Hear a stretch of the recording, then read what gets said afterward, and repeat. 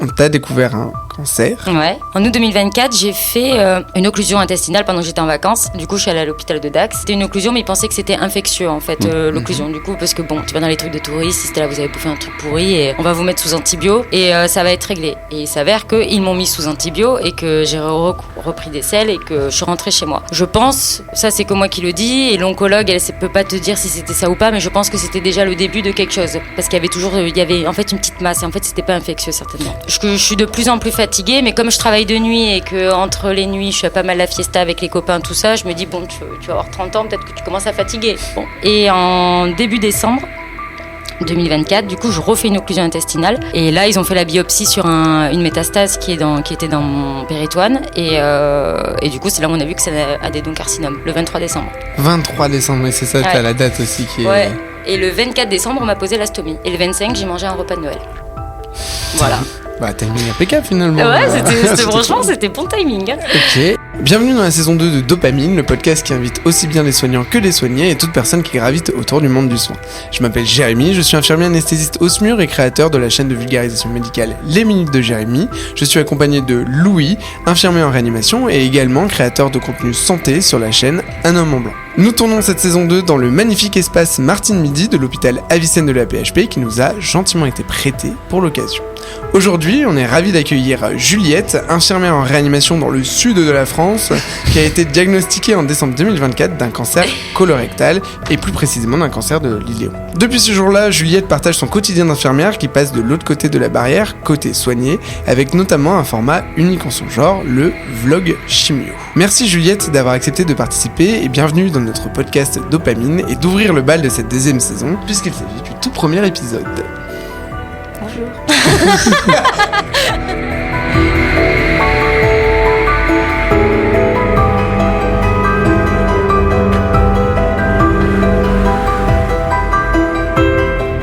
Pour commencer, on va s'échauffer un petit peu avec une série de questions brèves où tu ne pourras répondre que par vrai ou faux, oui ou non en tout cas, mais la difficulté c'est que pour l'instant tu ne peux pas encore justifier. Ok. Tu vas juste répondre. Et je vais commencer par la première. Il y a un chrono ou pas ? Non, c'est pas stressant comme combine. Est-ce que tu vas dire beaucoup putain au cours de cet épisode ? Oh oui. Est-ce que tu es heureuse ? Oui. Est-ce que tu as peur ? Oui. Est-ce que si tu pouvais, tu referais des choses différemment dans ta vie ? Non. Est-ce que la réanimation est le meilleur service de l'hôpital ? Oui, largement. Bon, c'est bon, fin du podcast, on est est-ce qu'infirmière, c'est une vocation ? Non. Les équipes avec des mecs fonctionnent mieux que les équipes 100% féminines. Vrai. Pourquoi tu me laisses celle-là là ? Chocolatine ou pas en chocolat ? Chocolatine. Allez, fin du podcast. USC ou réanimation ? Réa. Est-ce qu'il faudrait créer une spécialité infirmière en réanimation ? Oui. Est-ce que tu te considères comme influenceuse ? Non, pas du tout. T'es sûr celle-là ? Est-ce que tu écris sur tes poches de chimio « Je vais guérir ». Faut avoir la ref. Je sais pas si tu l'as la ref. Non. Bon, je pense qu'on la mettra pas celle-là. On la mettra pas. Oh, si, en fait, c'est un tacle, on l'expliquera. Mais... Pour te raconter un petit peu l'histoire, pour contextualiser, c'est qu'il y a une infirmière de Réa qui, sur les réseaux, explique un petit peu que elle dit à ses patients, elle explique à ses patients qu'il faut écrire, et elle le fait elle-même, elle écrit au marqueur sur les poches de chimio en disant grâce. C'est une infirmière énergéticienne. Hein. Non. Alors ça, faut pas faire ça. Non, faut pas le faire. Ouais, du coup, faut garder. Ouais, j'aime beaucoup. Non. Ok. Du coup. Attends, moi j'ai une question. Tu vas dire putain ou tu vas dire putain ? Putain. Mais t'as pas trop l'accent pour l'instant. Hein. Non, mais alors, je n'ai l'accent que quand je m'énerve. Donc, si vous m'énervez. Allez, on va tout faire pour le faire ressortir. Il faut savoir, quand il y a quelqu'un qui a l'accent du sud devant moi, j'ai tendance à vouloir le faire très mal. Mais je sais pas pourquoi, par mimétisme, tu vois. La dernière fois, quand tu m'avais fait un vocal, t'avais l'accent de Marseille, en fait, pas du tout de Toulouse. Allez. Oui, c'est vrai que je me rappelle ça. Tu vois, mais mal fait. Ouais, pas le bon truc et mal fait. Allez, putain. Donc, pour te poser des questions, on utilise la roue des questions. Je t'invite à appuyer en plein milieu pour savoir un petit peu à quelle sauce tu vas être mangé. Pas du tout mangé. Et tu commences directement avec l'objet. En fait, ouais. Donc, du coup, comme on a dit, la roue, ça définit l'ordre des sujets. Donc, du coup, c'est l'aléatoire. On va respecter l'aléatoire. Ok. L'objet, on l'a pas apporté parce qu'il faut aussi que on le décrit visuellement, l'objet. Un objet, c'est un kangourou. Pourquoi un kangourou ? Parce que tu as une stomie. Ouais. On va parler de la stomie. Tu m'as dit qu'on pouvait en parler. Ah oui. Donc, je voudrais parler justement du rapport au corps. On parlera après de comment tu t'es retrouvé à avoir une stomie, le pourquoi, etc.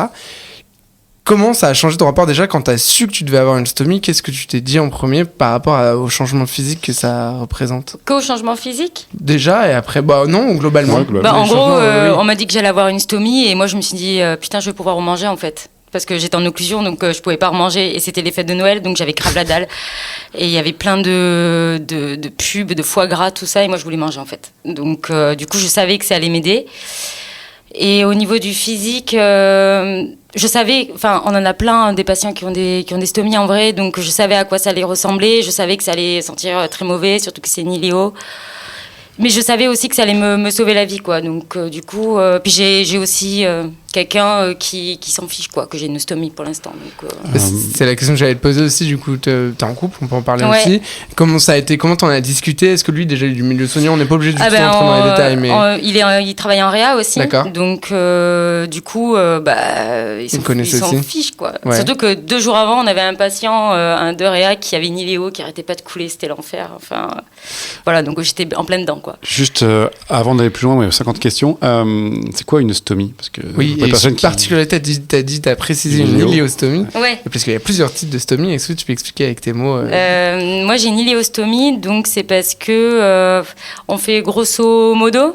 ce que c'est, en fait, tout simplement pas Juste la le côté raison de plomberie. Juste pourquoi. le côté plomberie. Ah, le Ouais. côté plomberie, on m'a coupé un bout de l'iléon, on l'a rabouché à ma peau pour que je puisse aller à la selle, vu que c'était bloqué Au bout juste après. d'intestin. Voilà. L'intestin grêle, préciser Ouais. que c'est pas du coup le côlon. Oui, Parce mais que alors il le voilà. considère comme un cancer du côlon, l'iléon. Ok. Alors, Ok. je sais pas du tout, c'est l'intestin grêle, tout le monde le sait, mais en fait, c'est tellement rare les cancers de l'intestin grêle que du coup, ils le traitent comme un cancer du côlon, en fait. D'accord. Ok. Et du coup, la différence entre une colostomie et une iléostomie en termes de quantité produite, etc., c'est quoi? C'est pas la même, j'aurais préféré avoir une petite colo. C'est liquide et ça pue, quoi. Mais c'est très très liquide, quoi. À la différence d'une colostomie où c'est un Où c'est peu moins moulé. liquide, quoi. Mm. Tout simplement parce que l'eau, elle a pas eu le temps d'être réabsorbée. L'eau, elle est réabsorbée c'est la minute physio. Elle est réabsorbée plutôt dans le côlon. Donc, du coup, effectivement, si c'est eau, et du coup, l'eau, elle est pas réabsorbée. Donc, il y a plus de quantité aussi, du coup, je pense, par rapport à Oui, une mais colostomie. on peut prendre du smecta, on a du smecta à gogo si jamais. Ça dépend de ce que je mange, ça dépend de plein de trucs. Si je mange gras, ça va donner 1,5 litre. Si je mange correctement, ça peut presque rien donner en vrai. Donc, du coup, tu dirais que là, grâce à ton entourage et ton mec qui est du milieu, ça a facilité l'acceptation. En vrai, cette iléo, elle m'a rien fait physiquement. Franchement, elle m'a juste sauvé la vie. Parce que j'aurais pu perforer, en fait. Quand il a ouvert, il m'a dit que j'aurais pu perforer, tout ça. Je fais oulala, la réa, la Très bien. péritonite, tout ça. Très bien, L'iléo, la c'est Léo. cool, en fait. C'est tu cool, vois. en fait. Ouais. Et puis, je l'ai bien pris aussi parce qu'on m'a dit qu'elle serait pas définitive. Oui. Ouais. T'auras après ce qu'on appelle une reprise de la continuité. ouais. Et par curiosité, le fait que tu sois infirmière et que tu sais ce que c'est, tu sais comment ça se passe, effectivement, le fait que ça puisse être repris derrière, ça a aidé, ça a plus fait flipper, ça, tu vois, par rapport à un patient classique. Moi, comme je savais que j'allais être reprise plus tard, du coup, c'est mieux passé dans ma tête. En fait. Ça aide de savoir que c'est que temporaire, Ouais. en fait. Ok. Ouais. Ils y mettent toujours un mais, peut-être pas, mais quand on le dit généralement, c'est ok. Et toi, ton rapport avec toi-même et le regard des autres, est-ce que t'es allé à la plage, par exemple? Oui. Ouais. Mais s'ils sont pas contents, ils me regardent pas, en fait. Hein. Y a Non, pas mais de... est-ce que... Alors, parfait, mais est-ce qu'en y allant, tu t'es dit, est-ce que je peux avoir Oui. des regards, etc. Si, je me suis déjà dit que j'allais avoir certainement des regards, mais que clairement, je m'en fous, quoi. Ok. De toute façon, quand on va à la plage, t'as des regards avec ou sans. Oui, non, mais oui. Oui, mais c'est vrai que c'est pas... les gens, je pense pas que ça soit malsain quand ils te regardent parce que t'as une stomie, c'est juste qu'ils ont jamais vu ça et qu'ils se disent, mais qu'est-ce qu'elle a qui pendouille à son bide, celle-là Enfin, voilà, quoi, ils doivent se poser ça comme question, à mon avis. Des petits accidents à raconter? Oh oui, j'en ai... Ouais, la dernière, là, elle est pas mal. J'ai cru entendre parler, on m'a débriefé. Ah non, mais c'était un enfer, cette histoire. En gros, le prestataire s'est trompé de socle. D'accord. Mais sur le moment, vu que c'était le même emballage, j'ai pas remarqué et tout. Je pars chez mon mec, machin. Je montrerai des images pour montrer ce que c'est. Ouais. Donc je pars chez mon mec et tout. Je prends mes nouveaux socles. Et en fait, je remarque en la mettant que c'était pas les bons. Donc j'appelle le prestataire. Il me dit, vous serez livré demain. Bon, et en attendant, sur la nuit, j'ai dû faire avec ces socles-là. Mais ils étaient plus petits, plus plats. J'étais là, putain, s'il faut, ça va être super, en fait. Et en fait, les selles, toute la nuit, sont passées en dessous, quoi. Donc là, t'as le lit taché, t'as ton mec qui change le lit, qui retourne le matelas et tu trouves une solution pour le lendemain, quoi. Non, ça c'était... Donc en fait, non, c'était pas une bonne idée de changer de socle ce soir-là. C'était vraiment une idée de merde. Et dans ces cas, vous arrivez à en rigoler? Oh bah oui, enfin pas à 2h du matin, on en a pas rigolé. Pas à 2h du matin. Mais oui, on en a rigolé après. Oui. Ça pose pas de problème parce que tu sais, moi de mon expérience, ce qui sort de l'Iléo, c'est vachement plus acide. De l'Iléon, pardon. Oui, du coup j'étais complètement brûlée. Ouais. J'étais complètement brûlée. Et du coup, normalement, on a un protecteur quand on est brûlé, sauf qu'en fait, il n'est pas remboursé par la Sécu, ce protecteur. Donc, du coup, le lendemain, j'ai des potes qui travaillent dans un hôpital, donc je sais pas, j'ai demandé s'ils pouvaient me ramener un petit truc, quoi. Ouais, ça fonctionne toujours comme ça. Oui, voilà, j'ai demandé et du coup, ils me l'ont ramené, donc c'est cool. Ouais. Du coup, ça, en 2-3 jours après, c'était passé. Ah, cool, ça va. Oui. Ça va, c'est bien. On y va? On tourne la roue des questions? On tourne la roue des questions. Ouais, ça marche. Normalement, c'est un sujet où on doit passer, 5 minutes, on a déjà passé le double. C'est parti. Pour l'instant, j'ai eu qu'un seul putain. Je dis ça comme ça. J'ai dit merde aussi, j'ai pas fait son moment, j'ai fait ah. Bon, bah, tu vois, comme ça, on aura fait les 2 petits jeux qu'il y a à l'intérieur du podcast. Ok. Tu te souviens de l'échauffement avec les questions rapides? On va reprendre un peu le même principe. Ouais. Sauf que cette fois-ci, on va te donner toujours des thèmes. Mais selon toi, est-ce que ce sont des choses qui sont surcotées, surévaluées ou sous-cotées? Ok. Est-ce que c'est bon pour toi? Ouais. Du coup, surcoté ou sous-coté les soins relationnels en réanimation? Ouais, Attends, dans quel sens je dois le dire du coup? C'est si je dis que... Non mais parce que si je dis que c'est sous-coté, ça veut dire qu'on n'en parle pas assez? Ouais. Ok, donc c'est sous-coté. Ou qu'on considère, c'est bon, en réa, ils sont tous endormis, vous faites pas de soins Ah relationnels. non, mais c'est ça, ouais, d'accord. Bien sûr que si. Et pourquoi du coup c'est sous-côté? C'est sous-coté, on n'en parle pas assez. Il y a beaucoup de gens... Enfin, j'ai des collègues parce que j'ai fait plusieurs cliniques, plusieurs réas, et en vrai c'est vrai qu'au bout d'un moment tu parles plus à ton patient alors qu'en fait c'est vachement important. Moi je suis du genre à mettre la musique ou à mettre la télé qui est un repère spatio-temporel, enfin ce genre de truc en fait pour qu'il y ait... je sais pas, qu'il y ait une relation en fait. Il y a quelqu'un qui est peut-être en dessous. Il y a quelqu'un qui est en dessous dans tous les cas. On sait pas s'ils entendent ou non, mais au cas où en fait ça coûte rien de raconter une histoire, même si on raconte ce qu'on a fait la veille, de savoir s'il fait beau dehors, quelle journée, c'est important quand même. Ça c'était, en plus ça a été, alors c'est étudié, c'est pas encore franc, mais qu'ils captent pas forcément ce que tu dis. Ils captent pas les trucs, mais par contre ils captent plus facilement les intentions. Et qu'effectivement, voilà. Quelqu'un qui va, chez qui on va mettre beaucoup de musique forte, des grands flashs lumineux, des gens qui vont se bagarrer à côté, en tout cas qui vont gueuler à côté, on va avoir une variation sur l'hémodynamique du patient versus la personne qui va être prise en charge en mode cocooning, où effectivement on va avoir besoin de moins de médicaments pour les sédater et des choses comme ça. C'est rigolo parce que quand tu vois par exemple il y a encore des débats où tu as des soignants, ils vont discuter, ou la nuit par exemple, faire du bordel dans les chambres des patients intubés en réanimation, gueuler, faire n'importe quoi, alors que par exemple pour avoir fait plutôt de la réanimation pédiatrique, les petits qui avaient de l'HTP, d'hypertension artérielle pulmonaire par exemple, on mettait des gros panneaux sur la chambre alors qu'ils étaient intubés, sédatés, mais des gros panneaux en disant silence, parce que, et ça on le voit encore plus en pédiatrie, le moindre choc sonore etc, il faisait la...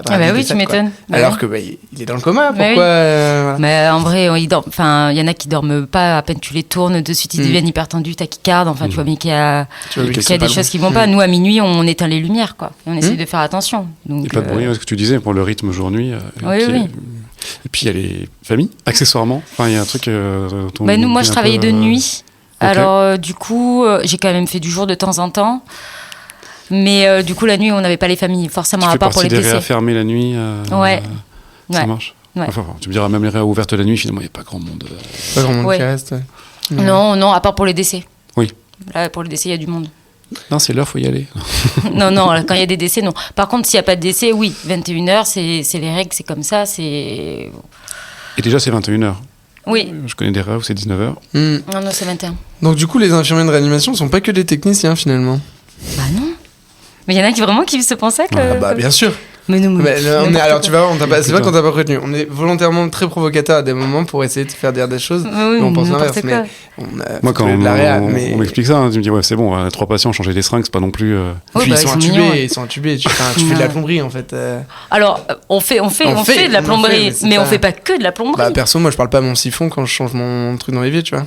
Oh si, ça m'arrive. Je sais pas si tu garderais l'image, mais. Ah non, on n'est pas que des techniciens, non pas du tout, on fait plein de trucs à côté. Et bah justement, la réanimation en elle-même comme en tant que service. Si c'est sous-côté ou sur-côté. Moi je dirais que c'est sur-côté, dans le sens où il y a tout le monde qui est là, oh, tu bosses en réa, putain mais tu dois être trop forte. Mais meuf, en fait t'as 35 patients, c'est toi qui es trop forte. Enfin, Non scopé en plus les patients. Non scopé, mais moi j'allais remplacer des filles qui étaient parfois en arrêt pour aller aider. Mais je disais, mais moi j'avais peur de rentrer dans la chambre d'un mec. Je disais, mais c'est fou, il est mort en fait.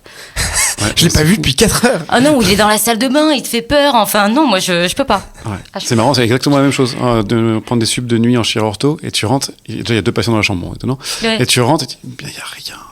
Il y a rien. Comment je fais pour surveiller mon patient? Le chariot de Réa, il a l'autre bout. Non mais ça va pas ou quoi? Non. Moi c'est elle et enfin c'est surcoté. Et puis c'est marrant parce que moi je suis assez d'accord aussi, mais aussi le fait d'avoir accès, tu claques des doigts, t'as un médecin sous la main. Dans les étages, Ouais, ça, alors, ça par contre, peut-être un peu moins si un clinique privée. Oui, non, en vrai, ils sont là, les docs, même la nuit. Peut-être moins la nuit, mais même de jour. Il faut pas les appeler pour rien. Voilà, t'as pas toujours un médecin compétent en médecine d'urgence, par exemple, si t'as des trucs, quoi. Ouais. C'est vrai qu'en réa, on a quand même ce confort d'avoir. Ça, c'est confort. De main, non, ça, c'est vrai que c'est des patients qui sont globalement techniqués quand même quand ils arrivent. Oui, non, ça, c'est cool d'avoir un médecin, quand même, ça, j'avoue. Sur côté ou sous côté, les effets secondaires de la chimio. C'est sous-côté de fou, les gars. C'est une dinguerie, en fait. En vrai, c'est... C'est plus que ce que tu pensais? Ah, mais oui. Enfin, je savais que c'était... En fait, je savais pas. On m'avait dit que ça allait être très dur. J'ai déjà vu des patients sous chimio. Mais en fait, il y a que quand il y est que tu te rends compte de quel point c'est dur. Moi, j'ai comparé... On peut dire ça, là, pendant notre temps? Oui. J'ai comparé ça à ça de... En gros, je sais pas comment vous expliquer ce que ça fait une chimio à l'intérieur parce que c'est trop particulier, mais tous les jeudis, toutes les 2 semaines, j'avais l'impression d'aller me faire tabasser par 10 mecs. Et imagine, tu te fais tabasser par 10 mecs, mais c'est pour ton bien. Tu vois, t'es obligé d'aller te faire tabasser, tu vois, dans le principe. C'est ça l'image que t'as trouvée. Okay. T'es obligé, genre on te fout des coups de poing. Imagine vraiment la douleur, tu vois. Ouais. Et ben t'es quand même obligé d'y aller pour te soigner en fait. Franchement, moi, je le vois comme ça, la chimio. Ok, donc en fait, c'est même plus les effets secondaires parce qu'on a tendance à penser, je pense pour tout le monde, aux effets de la chimio et encore plus le grand public, que c'est les effets au long terme, la perte de cheveux, la fatigue, la peau, etc. Mais là, toi, tu parles vraiment de l'aigu au moment où tu fais ta chimio, c'est ça? Non, sur les 3 jours sur les 3 après. Jours. En gros, t'es obligé de subir ce moment. C'est comme si t'allais te faire tabasser par des mecs et que t'étais... Ok, oui, c'est pas en aigu sur quelques heures. Moi, personnellement, ça a duré 3-4 jours, la fatigue, où franchement, j'en pouvais plus, tout ça. Et ouais, pendant 3-4 jours, là, c'est dur. Hein. Franchement, ouais. 3-4 jours, une semaine sur 2. Ouais. Et moi, c'est 3-4 jours. Il y en a, ça dure plus longtemps. Oui, c'est ça, selon les types de chimio. On refait tourner la roue. Ouais. Avant de refaire tourner la roue, sens-toi libre de... Moi, s'il y a des trucs à biper, je biperai, mais on ne bip quasiment rien. Okay. Donc, tu peux te dire tout ce qui te passe par la tête, il n'y a aucun problème. Ça marche. Voilà. Ça roule. Il y a un brocoli ou... Yes, elle l'a dit. Oh, en plus, ça tombe pile sur la montagne. La montagne, c'est un peu un sujet qu'on a déjà abordé, mais on va reparler longuement. C'est peut-être le plus long sujet de ce podcast. Mais on t'a découvert un cancer en décembre. Oui. Est-ce que tu peux dire un petit peu qu'est-ce que c'est comme cancer et surtout comment on te l'a diagnostiqué? Parce que du coup, ça remonte un peu à avant le diagnostic, cette histoire. Alors... ça peut remonter à loin. En gros, l'été dernier, déjà, on peut parler déjà de l'été dernier. Du coup. Ouais, au mois d'août. Il y a un an, pour resituer, on tourne ce podcast en juin 2025. Ouais. 21 juin. Donc c'était en août 2024. En août 2024, j'ai fait une occlusion intestinale pendant que j'étais en vacances. Du coup, je suis allée à l'hôpital de Dax. Et en fait, ils pensaient pas à c'était une occlusion, mais ils pensaient que c'était infectieux, en fait, l'occlusion. Du coup, parce que bon, tu vas dans les trucs de touristes, si c'était là, vous avez bouffé un truc pourri et on va vous mettre sous antibio. Et ça va être réglé. Et il s'avère qu'ils m'ont mis sous antibio et que j'ai repris des selles et que je suis rentrée chez moi. Je pense, ça c'est que moi qui le dis, et l'oncologue, elle ne peut pas te dire si c'était ça ou pas, mais je pense que c'était déjà le début de quelque chose. Parce qu'il y avait en fait une petite masse, et en fait c'était pas infectieux certainement. Là, on t'avait fait un scan déjà à ce moment-là. On m'avait fait un scan. On t'avait déjà fait un scan. On m'avait fait un scan. Et et après je reprends ma vie, mais... Je suis de plus en plus fatiguée, mais comme je travaille de nuit et qu'entre les nuits, je fais pas mal la fiesta avec les copains, tout ça, je me dis, bon, tu vas avoir 30 ans, peut-être que tu commences à fatiguer. Bon. Donc, je commence à être pas mal fatiguée. Et en début décembre 2024, du coup, je refais une occlusion intestinale. Et vraiment, la douleur des occlusions, ça fait super mal. Et là, je dis à ma soeur, il faut m'emmener à l'hosto. Je refais une occlusion, mais c'est chelou, en vrai. Et parce que j'avais rien mangé de particulier. Moi, je pensais que c'était encore une intox. Et en fait, on m'a gardée à l'hôpital. On pensait au début que j'avais plusieurs maladies. On pensait que j'avais la maladie de Crohn au début. Après, on a pensé que j'avais un lymphome digestif. Et après, on m'a fait une biopsie. Donc ça, c'était 3 semaines après quand même. Donc en attendant, je n'ai pas mangé. J'étais sous nutrition parentérale, tout ça. J'avais pas la stomie, du coup, je peux pas bouffer. Et là, ils ont fait la biopsie sur une métastase qui était dans mon péritoine. Et du coup, c'est là où on a vu que c'est un adénocarcinome, le 23 décembre. 23 décembre, mais c'est ça, t'as la date aussi qui est... Ouais. Et le 24 décembre, on m'a posé la stomie. Et le 25, j'ai mangé un repas de Noël. Voilà. Bah, timing impeccable finalement. Ouais, franchement, c'était bon timing. Hein. Ok, et le diagnostic, comment tu le... Est-ce qu'à ce moment-là, tu commençais à t'en douter? Parce que, enfin, pas à t'en douter, mais à sentir que c'était pas juste quand t'as été hospitalisé combien de temps, t'as dit le temps du 4 décembre ou le 6 décembre jusqu'au... Bah, du coup, après décembre, jusqu'en début janvier. Mais ouais, pendant 3 semaines, je me suis dit que j'avais pas la maladie de Crohn, en fait. J'avais aucun symptôme de la maladie de Crohn. Oui, parce que tu connaissais quand même un peu. Oui, voilà, mais vraiment aucun. Par contre, quand ils m'ont dit lymphome digestif, je me suis dit que c'était peut-être ça, parce que j'avais des ganglions partout, c'est vrai que ça y ressemble. Ah, ils m'ont même... à une autre maladie aussi, mais je me souviens plus de ce que c'était. Bref, ils me sont passé une autre maladie aussi. Et du coup, je me suis dit, je pars avec un lymphome. Voilà, mais le mec... Je pars avec ça, je pars là-dessus, je pars sur cette formule. Je pars sur ça. Et le médecin avait été plutôt rassurant, en mode, il y a quand même des méchants lymphomes, mais il y a plutôt des gentils lymphomes. Enfin, vous inquiétez pas, ça va bien se passer. Je suis ok, let's go, de toute façon, on y est. Et en fait, quand il m'a dit adénocarcinome, j'ai fait... le carcinome, il fait jamais plaisir. J'ai fait, oulala, métastasé du coup? Et il me fait, ouais, je fais, oula. Pas bon, c'est pas bon du tout. Et là, ça a été la douche froide quand même, le 23. Tu tiltes, tu comprends, t'intègres l'info tout de suite je comprends, enfin tu comprends les mots parce que voilà, c'est ton truc, mais entre comprendre la phrase et intégrer ce que ça implique tout ça derrière. Sur le moment où il me l'a dit, j'étais toute seule, j'étais avec une collègue de la réa d'ailleurs qui était là. Et j'étais là, de toute façon, il va m'annoncer le lymphome, donc tu peux rester. Parce que la biopsie, à la base, c'était pour prouver le lymphome, en fait. Et quand il me l'a annoncé, j'étais sonnée. Genre, j'étais là, mais du coup, je vais mourir. Je venais d'acheter un appartement, j'étais là, comment on fait pour l'héritage? Enfin, je pensais qu'à des trucs comme ça. Ouais. Et mes parents sont arrivés vers minuit, 1h du matin, parce qu'ils étaient loin pour les fêtes de Noël, du coup. Et dès que je suis allée à l'opération, ça y est, j'étais redevenue... j'ai un peu dissocié, en fait, le soir où on me l'a annoncé, parce qu'on me l'a annoncé à 21h. Wow. Ok. Donc là, j'ai un peu dissocié. J'étais en mode, là, j'étais plus infirmière, j'étais plus Juliette, j'étais plus personne. C'était brouillard à côté autour de moi. Ok. Ouais. Et ça a repris après. Ouais, après, ça a repris. Je t'ai demandé aussi un sujet dont on parle pas, et moi, je voulais aussi beaucoup en parler à travers Dopamine et avec des invités qui voulaient le faire, parler de la mort, en fait. Quelque chose qui est hyper tabou, qu'on parle pas cash. Est-ce que tu te dis, t'as eu peur de mourir? C'est la première pensée que t'as eue? J'ai eu peur de faire du mal à mes proches. T'as d'abord pensé à tes proches? Ouais. J'ai d'abord pensé à mes proches avant moi. Okay. Tout de suite. Je me suis dit, purée, mais alors là, c'est les fêtes de Noël. Si moi je meurs à Noël, j'étais en train de me dire, ça va être l'horreur, les fêtes de Noël pour les prochaines années. Moi, je pensais à ça. Parce que, déjà, quand j'étais infirmière, je suis toujours infirmière, je me suis toujours dit, c'est plus facile pour celui qui part que pour ceux qui restent, finalement. Ouais. Parce que quand tu pars, en fait. Ouais. Et tu pars. Maintenant, on a quand même des moyens pour faire partir les gens correctement et dignement. Mais t'as pas la reviviscence chaque année de te dire, qui plus est à Noël, c'est la période où. Voilà, là j'étais là, putain, ça tombe à Noël, c'est pas cool, quoi. Et par contre, pour ceux qui restent, tout le monde le sait, c'est pas la même quand même. Donc j'ai plus pensé à ça sur le moment que la mort à moi. Ok. Ça m'arrive d'y penser, hein, mais non, je suis pas. Ça se passera bien.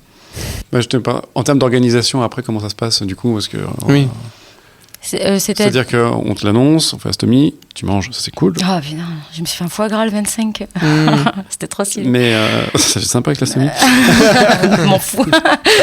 Mais ok, après, ça commence comment Et bien après, du coup, je suis restée quelques jours à l'hôpital. Je suis rentrée, on m'avait donné ma date de chimio qui était, je sais plus, 2-3 semaines après que je sois sortie. Je dirais même 2 semaines. Longtemps, en vrai.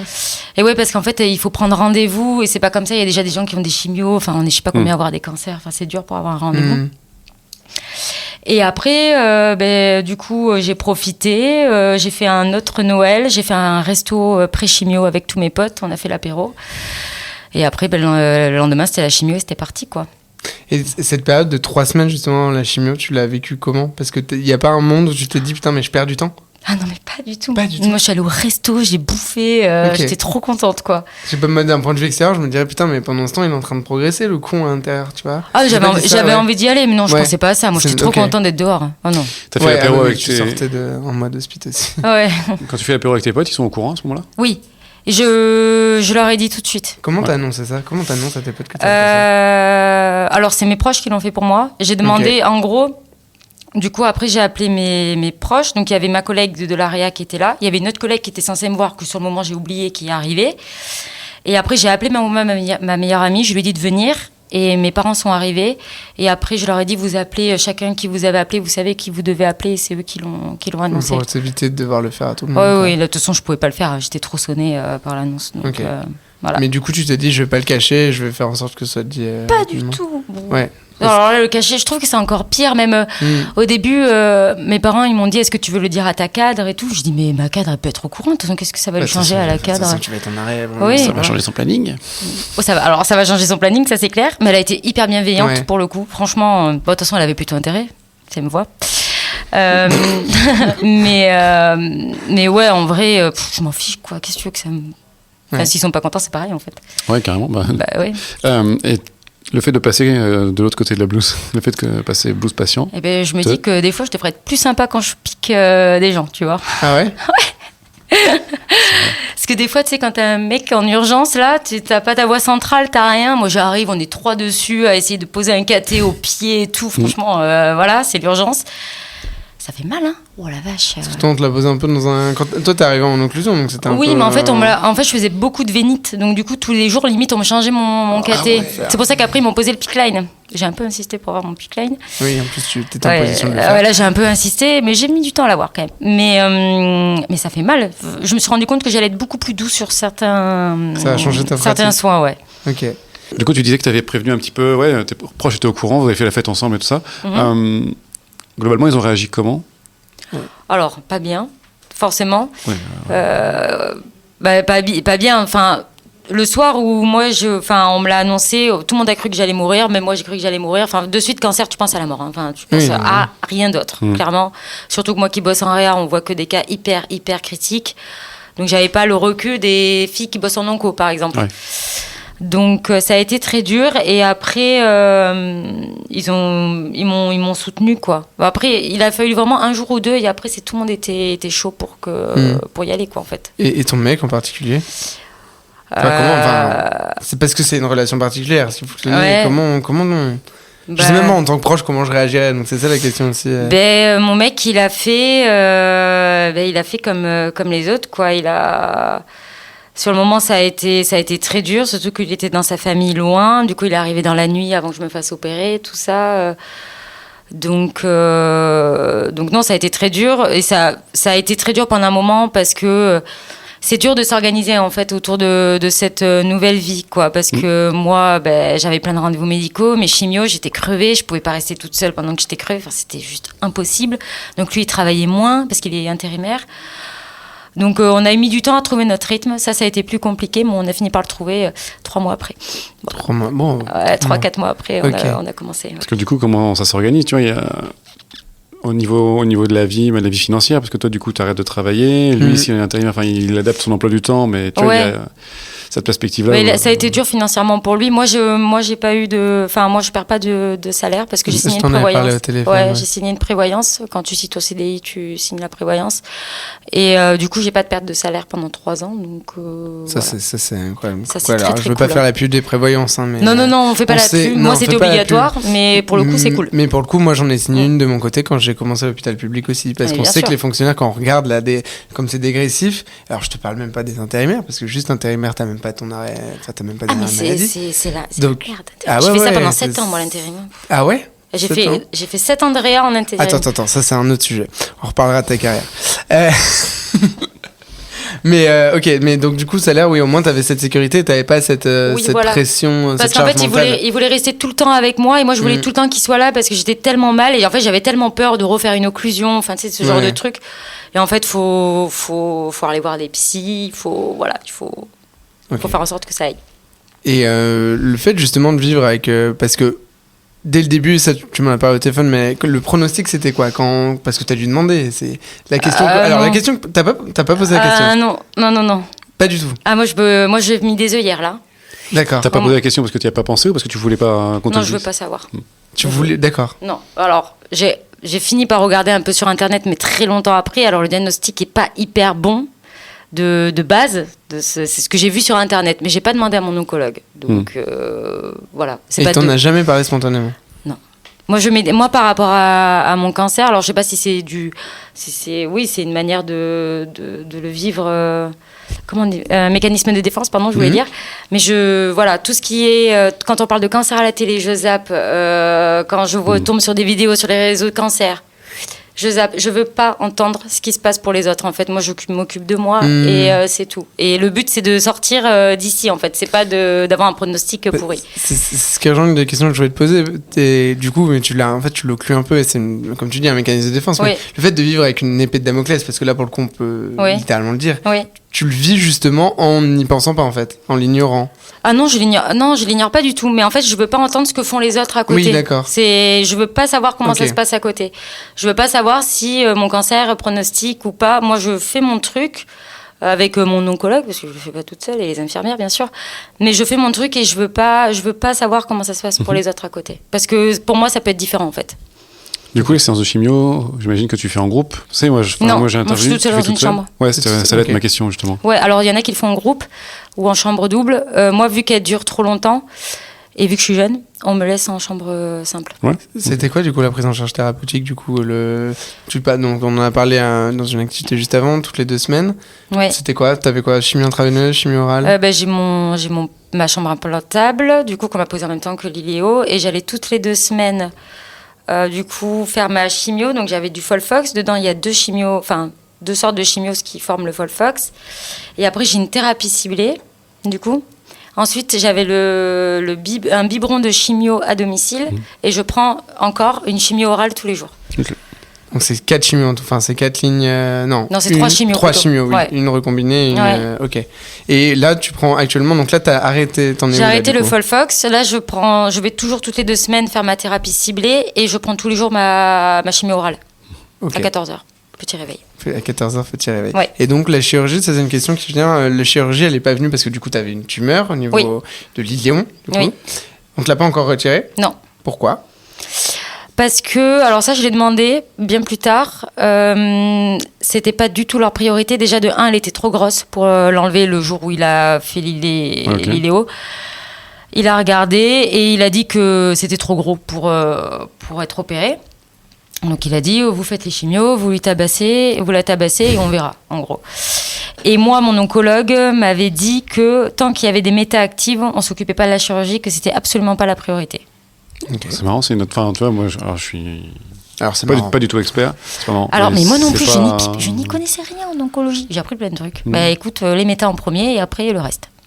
Et comment ça a évolué dans les premiers mois? C'est quoi les indicateurs? Comment on suit un cancer? Alors, on fait des bilans sanguins. Il me le faisait pas à chaque fois, mais il me le faisait souvent, où tu as des marqueurs tumoraux dessus.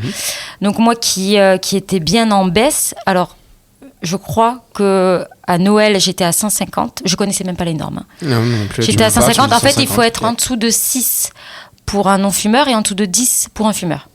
Et moi, j'étais à 150 de marqueurs tumoraux. Et dès le premier mois et demi ou 2 mois, je suis complètement descendue de moitié. Et après, j'ai été en dessous direct. Okay. Je suis redevenue au normal. Donc plutôt, ça allait dans le bon sens. Donc on m'a fait passer un scanner qui montrait qu'il y avait toujours tout, mais ça réduisait. Après, on m'a refait passer un scanner qui m'a dit que ça avait encore réduit. Et on m'a refait passer un TEP scan après, qui m'a dit que les méta étaient plus actives. La différence entre...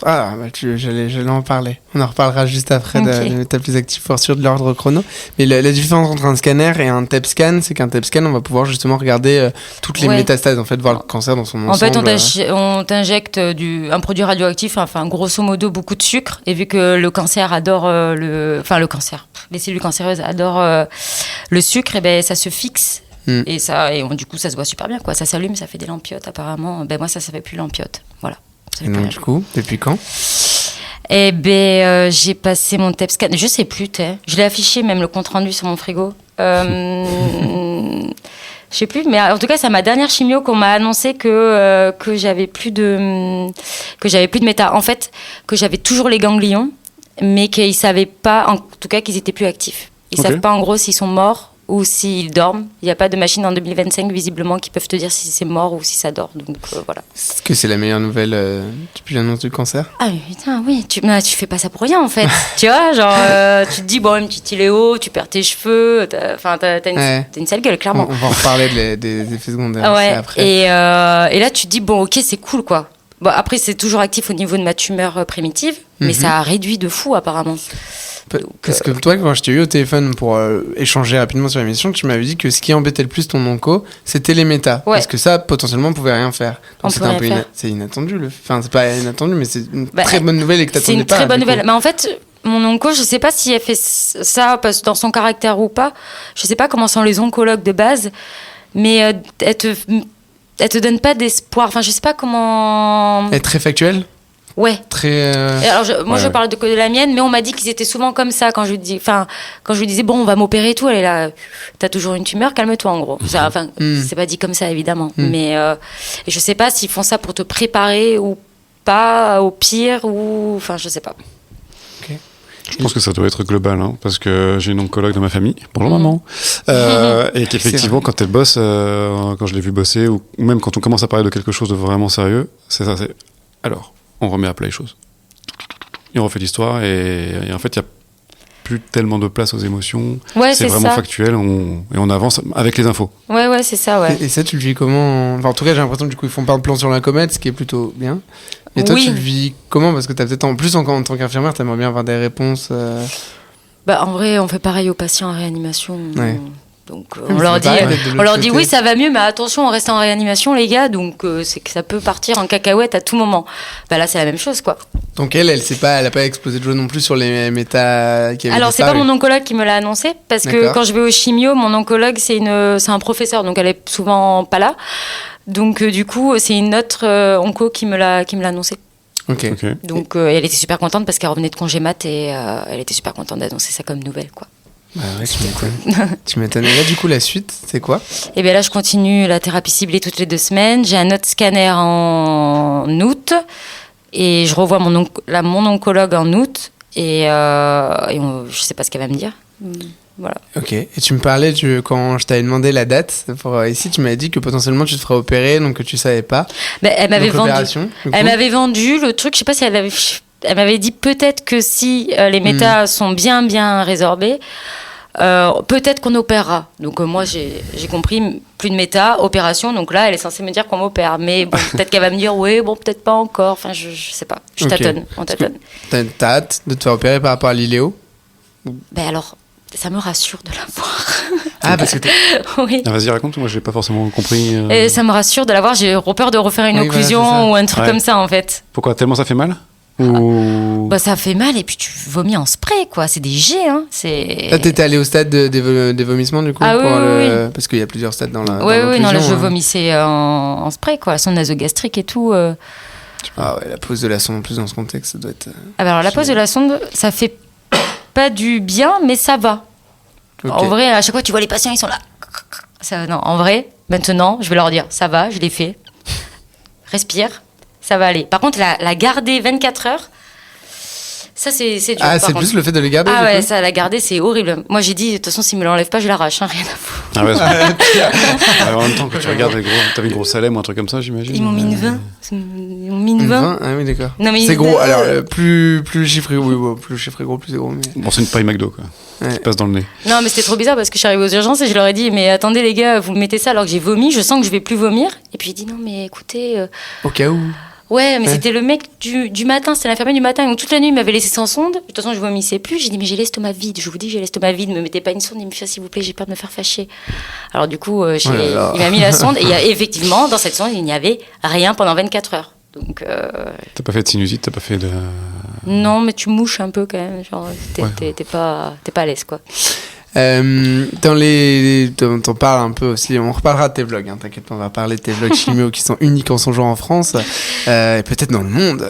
Ouais, bon. Non, tu parles des effets secondaires de la chimio. Ouais. T'as eu quoi comme effet secondaire? Parce que vraiment, encore une fois, grand public, je me mets à la place de quelqu'un grand public, c'est perte de cheveux, t'as plus de cheveux du tout. Ouais, alors non. que, tu vois, t'as encore des cheveux. C'est quoi, toi, les effets secondaires dans l'ordre de choses qui sont arrivées et dans l'ordre des trucs chiants, on peut le dire? Alors, bon, déjà, il faut savoir que c'est pas les mêmes effets secondaires pour chaque chimio. Déjà, il faut partir de cette base-là, parce que là, je vais dire, mais dans le Folfox, il y a tant d'effets indésirables qui sont propres qu'au Folfox, et moi, j'en ai peut-être eu que 3 ou 4. Ok. Alors qu'il y en a un qui peut tout avoir. Enfin, du coup, les effets secondaires, pour moi, j'ai eu des paresthésies. J'ai eu beaucoup de paresthésies. Des fourmillements, Ouais. dans le bout des doigts. Des fourmillements au bout des doigts, surtout au contact du froid, en fait. Et même des paresthésies dans les pieds, même les paupières. C'était l'hiver, tu prenais des rafales de vent. J'avais l'impression de prendre un truc de 200 km/h. Enfin, c'était l'horreur. Ça dure quelques jours quand même. Et d'ailleurs, ils m'ont arrêté le Folfox parce que j'avais trop de paresthésie au début. Ils me l'ont arrêté, mais c'était cool du coup parce que ça allait mieux. Bref. Ensuite, avec le Folfox, j'en ai tellement eu que... Nausées, vomissements, en vrai, ça va. J'avais quand même mes médicaments, mais je prenais mes médocs et ça allait. Ah, ta prémédication avant la chimio, du coup? Ouais, t'as de l'Emend, là. Et la Prépitant. Je connaissais même pas. Ouais. Je trouve que c'est assez spécifique. Ouais, c'est que pour les... chimio. Et après, t'as ton Vogalène ou ton Primpéran pour si t'as des nausées après. Après, t'as les diarrhées. Moi, j'ai la perte de cheveux. La perte de cheveux, encore une fois, c'est alopécie stade 1. C'est pas... Moi, ça fait 4 mois que j'ai ma thérapie ciblée. C'est ma thérapie ciblée qui me fait perdre mes cheveux. J'en ai encore, quoi. Enfin, je veux dire, je m'en plains pas. Après, j'ai eu des grains de beauté aussi, les lèvres qui sont teintées. Tu veux que je te les sorte, là, parce que je fasse une liste? Non, mais c'est aussi pour... Parce que j'en ai eu plein, en fait, et je m'en souviens même plus. Et la fatigue, le pire, c'était la saignée. C'est ce que tu disais, c'est... Ouais, le plus impressionnant, c'était les paresthésies, quand même, je pense. Ouais. T'as eu une réaction sur ta première chimio aussi, de mémoire? Mais oui, je l'avais oublié, ça. Ah tu ouais? vois, ça, c'est des trucs, mais ça te... De mémoire. Qu'est-ce qui s'est passé sur ta première chimio? Oh là là là là là. Ça, par contre, alors ça, c'est l'horreur. Hein. Franchement, j'ai cru que j'allais finir en réa, hein, c'était bêtise. En gros, on devait me donner une thérapie ciblée. En fait, ils m'ont dit, cette thérapie ciblée, il faut faire attention. Enfin, on va vous scoper tout ça parce qu'elle est très allergisante. Je dis, bon, je suis allergique à aucun médoc, mais je dis, en vrai, mais pourquoi vous foutez ça? Elle me dit, parce que dans les études qui ont été faites, avec la chimio orale, et ça marche bien ensemble. Bon, je dis, ok, donc ils me scopent et tout. Et là, je commence à avoir... Dès qu'elle me balance le produit, c'était la première fois, ma première injection. Première chimio, du coup. Tout, ouais, et c'est vraiment... le Folfox, c'était après. C'était vraiment le tout premier, le début du traitement. Et... j'ai dit, elle me dit ça va et tout. Je dis j'ai juste un peu chaud, mais en vrai si ça reste comme ça, franchement c'est ok, pas de problème. Et un quart d'heure après, je me suis tellement que j'étais un peu confuse et que tellement que j'avais chaud, je me suis foutue à poil dans la chambre, à poil. Et là j'ai commencé à dire là j'ai chaud, ça va pas du tout. Et là mon mec il me dit mais là faut appeler l'infirmière. Je dis non mais j'ai juste chaud, vas-y je vais me doucher. Alors je me trimballe mon truc. Puis là elle rentre et elle me dit non mais Juliette vous êtes rouge écarlate, ça va pas du tout. Vous êtes en train de vous doucher, mais pourquoi vous vous douchez? Vous êtes scopée. Enfin, c'était complètement confus. J'étais complètement à l'ouest. Et là elle me dit puis vous avez un peu grossi du visage. Alors là j'ai compris. Et là j'ai fait ok. J'étais là. Mettez-moi tout ce que vous voulez, polaramide, tout ce que vous voulez. Et chariot d'Aria et tutti quanti. Et en fait c'est passé avec du Solu et de la Pola. Ok. Voilà. Pas d'Adray. Non. Mais ils ont dit, je les entendais elle est sortie dans le couloir, elle a dit allergie à la 16, je sais plus où de quelle chambre j'étais. Tout le monde arrive, appelez le réa, j'ai fait oh putain le réa. Je voyais la cricot, je voyais plein de trucs, j'étais là putain, je vais finir avec un tube dans la bouche. Non. Voilà. Et au final, et du coup, on n'a plus refait cette chimio du coup. Alors en fait, cette thérapie ciblée, elle s'appelle l'Herbitux, donc elle est très allergisante, mais elle marche pour plein de monde, il n'y a pas de problème. Et t'as le Vectibix qui est exactement la même chose. Et je leur ai dit mais vous êtes con, pourquoi vous mettez pas le Vectibix en première intention? Et en fait, c'est parce que vu que ça n'a pas été fait dans les études avec l'autre du coup. Ah oui, cible la. Voilà, celle qui a été dans les études. Ouais. Ok. Je voulais savoir un petit peu comment ça s'était passé au niveau des supports de soins. Tu vois, là, on est dans l'espace Martine Midi à Avicenne, qui, entre autres, a pour vocation d'accompagner les patients dans leur prise en charge. Toi, ça s'est passé comment? Moi, le premier jour où j'ai eu ma chimio, il y a tout le monde qui est venu se présenter. Donc, il y a une réflexologue qui est venue me voir, il y a une esthéticienne qui est venue me voir. Dans la salle d'attente, tu as plein de prospectus. Donc, vu que je m'ennuyais avant ma chimio, j'ai regardé tous les prospectus, je les ai collectionnés, tous si vous voulez tout savoir. Dès qu'il y en a nouveau, je les prends. Et du coup, tout le monde vient de se présenter, parler de la Ligue, tout ça. Et... La Ligue contre le cancer. Oui, la Ligue contre le cancer.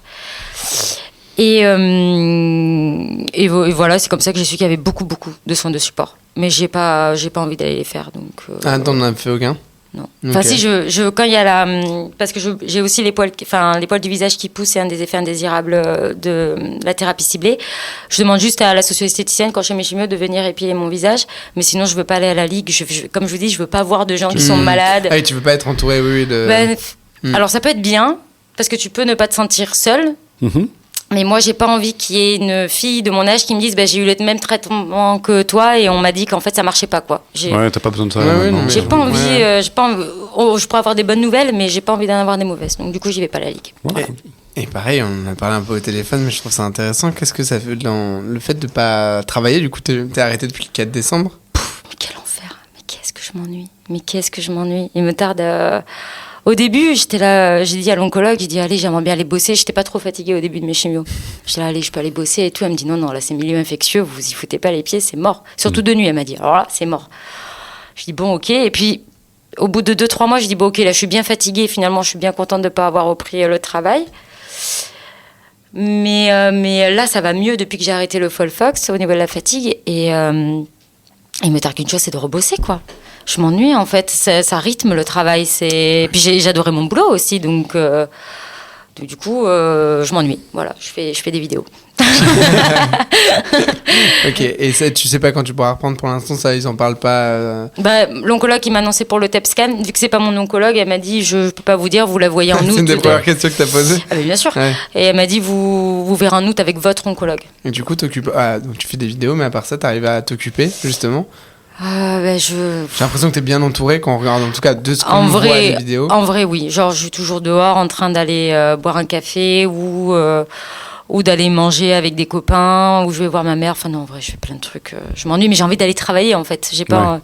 Là, j'apprécie même plus d'aller voir mes potes, tu vois. Oui, il te manque en fait l'activité professionnelle milieu. Okay. C'est un équilibre, en fait, le travail. On se rend pas compte, mais... On tourne à la roue ? Ouais, on peut tourner à la roue vu le timing, je pense que... Je choisirai un autre logo prochainement. Allez. Ouais, t'as bien joué. C'est pour ça que ça va être un peu plus rapide. C'est... En fait, quand on parle avec des soignés, on leur parle beaucoup de la maladie, de la vie d'après et aussi de la vie d'avant. À quoi ressemblait ta vie avant ? Donc tu l'as dit un petit peu, t'étais infirmière en réa. Déjà, pourquoi infirmière ? Et pourquoi en réa ? Si on reprend à toute base, parce que t'as peut-être fait autre chose. Vous allez vous foutre de moi, mais c'est sûr tout le monde là. Non mais, alors je vous explique. En gros... On parle de tout ici. J'ai déjà, dès le lycée, ça je sais pas l'expliquer, j'avais envie de travailler dans la santé sociale en gros. Donc j'ai fait un bac ST2S, tout ça. Et en fait, je savais pas quoi faire après mon bac. Et j'ai ma pote qui m'a dit, moi je vais faire le concours pour être infirmière, je pars en prépa. Ça te dit de venir et clairement ça s'est passé clairement comme ça. Je dis écoute, j'ai pas envie d'aller à la fac parce qu'à la fac j'aurais rien fait, clairement j'aurais fait la fiesta, quoi. Et du coup je l'ai suivi, j'ai fait la prépa infirmière et du coup on a fait des stages. J'étais ça peut être pas mal et du coup c'est comme ça que j'ai commencé. Et en fait c'est plus pendant mes études d'infirmière là par contre que j'ai vraiment appris le métier, que j'étais là, mais bien sûr c'est évidemment que c'était ça, quoi. C'était pas du tout une vocation, c'était pas... Ouais, c'est ça, t'as dit que c'est pas une vocation de médecine d'infirmière. Non, pas du tout. Mais c'est pas négatif de le dire. Non, c'était pas, j'avais pas fait envie de faire ça depuis toute petite, enfin je veux dire... Pas du tout, j'ai suivi juste ma pote elle, c'était une vocation. Et en fait, ça m'a plu, quoi. Voilà, donc, du moment que ça te plaît, en fait, c'est ça le truc. C'est que c'est ok, t'as pas une lumière divine qui t'a dit. Et je me verrais pas faire autre chose, jamais de la vie, quoi. Et là, Réa, c'est Grey's Anatomy, clairement. Non, attends. Ah putain, on parle du... C'est vrai ? Mais bien sûr. C'est Grey's Anatomy qui t'a donné envie de bosser en réa. Ouais, mais en fait. T'as dû déchanter un peu parce que.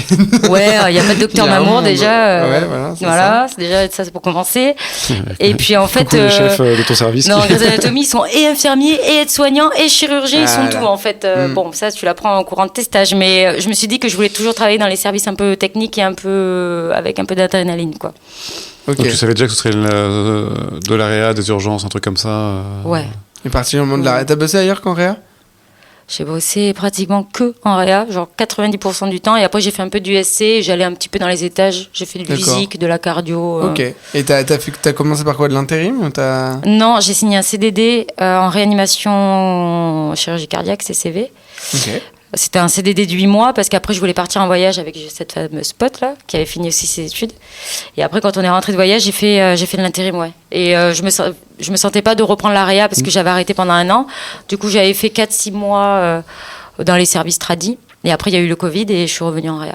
Et t'as fait de l'intérim. Et là, t'es encore... Non, t'es en CDI, là, du coup. Et non, punaise, j'ai signé un CDI juste avant de tomber malade. C'est vrai? Oui. Oh, ils sont de se dire pourquoi on lui a signé son CDI. En fait, l'histoire, c'est que je voulais m'acheter un appart. Et vu que j'étais intérimaire, les banques voulaient pas me prêter. Du coup, j'ai signé un CDI pour acheter mon appart. Et je suis tombée malade après, donc ça tombait pile poil. En 2024, j'ai eu un mec, un appart, un cancer et un CDI. Oui, il y a des choses qui mais attends, heureusement, parce que là, on parle du CDI, déjà de une, mais l'achat de l'appart. Aujourd'hui, tu pourrais pas acheter. Non. Donc tu l'as, waouh, c'est... Ouais. Oh, le timing, il est... Ah, mais il est...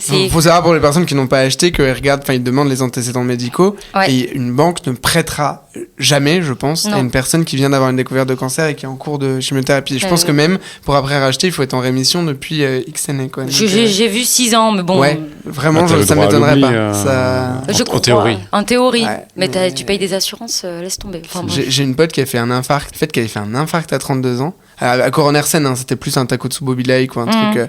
Je vais pas rentrer dans les détails, là, c'est jargon. Bref, elle a fait Vas-y, le on va pato. sur un amant blanc. Les banques, elle en est à mentir presque parce qu'elle a pas de stent, elle a rien. Elle a Ah oui, juste mais elle est même pas fait- stentée. Non, rien. Non, c'est coroner scène, infarctus à coroner scène, donc c'est plus un spasme, ce genre de Oui, truc. oui. Elle a arrêté de fumer depuis, mais elle a un traitement. Et du coup, voilà. Mais pour te dire que Moi, le timing était. Franchement, c'était pile poil, c'était super. C'était. Et pourquoi de nuit? T'es en alternance ou t'es fixe? Je suis fixe. Ouais. Et déjà, quand t'es vacataire, intérimaire, bah, t'as que de la nuit pratiquement. J'avais fait 2-3 mois de jour, ça m'avait plu, mais après, la personne qui était en arrêt est revenue, donc du coup, je suis rebasculée de nuit. C'était plus facile d'avoir beaucoup de nuits en tant qu'intérimaire. Et après, du coup, quand j'ai dû signer mon poste pour acheter l'appart, il y avait que des places de nuit. Donc, du coup, voilà, mais c'est pas... Enfin, j'étais mieux de jour, quoi. Ouais. Clairement. Ok. Oui, t'as pas fait des années de nuit avant ou. Ben, j'ai fait quand j'ai travaillé avec la réserve sanitaire quand j'étais sur les îles, j'ai travaillé de jour. Et après, quand j'étais mon CDD, j'ai travaillé de jour aussi, mais sinon l'intérim et mon dernier CDI c'était que la nuit, quoi. La réserve sanitaire, c'était pendant le Covid? Ouais. Ok. T'as fait quoi comme mission J'ai fait la Réunion et la Martinique. Ok. Pendant la première et deuxième vague ou que pendant la première vague du coup? Pendant toutes les vagues, il y en avait. Ah ouais, parce t'as que- fait ça sur combien de temps du coup? Oh, j'ai fait ça pendant longtemps. J'ai fait ça pendant un an et demi. Un an et demi. Ouais, T'as mais fait que de la réserve du coup. Ben, Ok. j'étais intérimaire à côté en réa. Du coup, quand je rentrais, je travaillais et après je repartais avec. C'est trop bien. mission.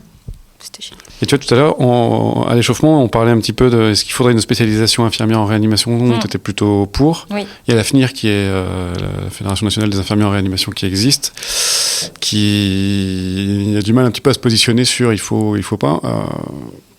Tu penses que ça va arriver ou pas? Est-ce que tu penses que ça va être établi un jour ou pas? Et pourquoi il la faudrait surtout? Parce que Ou du pas. coup. Ou pas. Pourquoi il la faudrait? Bah, toi, t'as plutôt répondu. Moi, je pense qu'il la faudrait.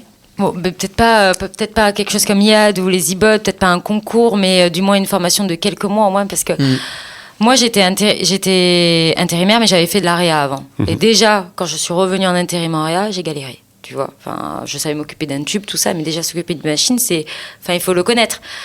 Et au début, avant qu'il y ait cette histoire avec les jeunes diplômés qui devaient attendre avant de faire de l'intérim et tout, on avait des jeunes diplômés qui arrivaient en réa, qui n'avaient jamais fait de réa, parce que c'est censé être le truc un peu général, mais ils se disaient, mais C'est ouf. non, mais ils sont malades. Ils sont complètement... Non, mais ils sont fous. Franchement, tu mets en danger le patient.